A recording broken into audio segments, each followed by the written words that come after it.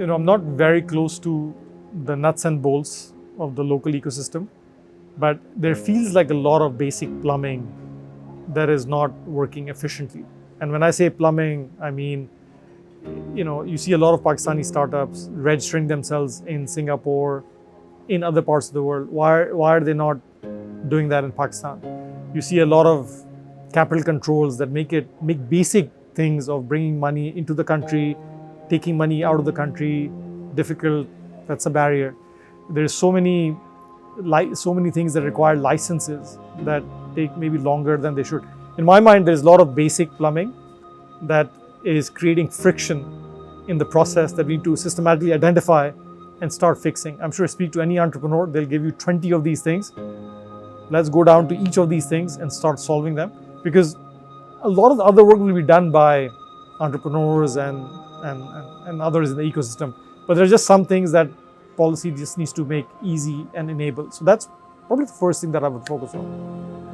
I think secondly, the government the policymakers have a big loudspeaker, and this loudspeaker should be utilized to inspire people, not to spread negativity, right? There's so much negativity in the country at the moment that if you're a smart person who has a lot of potential sitting in Pakistan, instead of feeling inspired and wanting to do something for the country, you're actually thinking, I want to leave the country, right?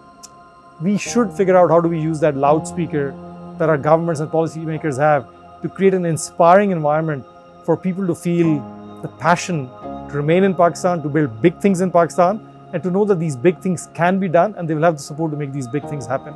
There's a lot of that is not being looked at and not being paid attention to. And last but not least, not to harper too much about education, this is something that will take time, but the seeds need to be planted now, because if we don't plant the seeds now, then we're not going to see the fruits of our labor 10, 20 years from now.